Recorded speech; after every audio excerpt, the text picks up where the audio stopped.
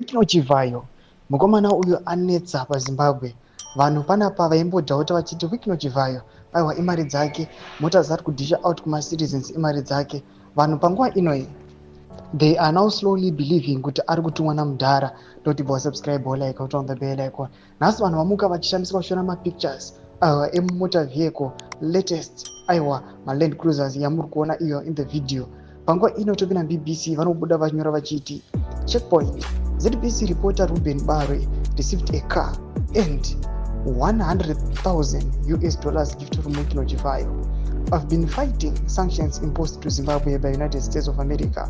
Barwe is celebrating US currency while telling you that I'm fighting US sanctions. Pretenders. Mashokauya panapa macritics akuya kukomenda manje vachiti panapa tichiona kuti anopuwa motor vehicle and on top of that opiwa $100,000 yodepositwa into his account.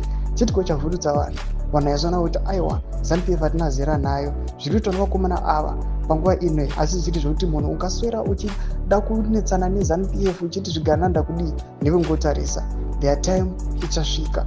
Panapa vanouya vachicriticize vachiti vana Barwe vanotora mashoko vachiti they are fighting US sanctions imposed on Zimbabwe and the likes, but vari kuonekwa kunzi right now ndo vanhu vari kutodya vari kutonakirwa the US currency yacho vari muno munyika yeZimbabwe, but they are saying they are fighting sanctions. So panapa vanhu vari vachiti these guys they are just pretenders, these are hypocrites, they pretend kunge vari kuuya zvavo vachiita the will of the people, vanonzwira vanhu tsitsi, vanotarisawo vanonzwiswa tsitsi kana kuti urombo nekutambura kuri kuita vanhu nekuda kwemasanctions, but kunoonekwa kunzi they are benefiting from those sanctions, they are taking advantage. Todze mafungiro enyu kuti kudii pamusoro pe-this gift aiwa yaWikinochivayo. Pinda comment section medu mafungiro enyu, subscribe or like, turn on the bell icon.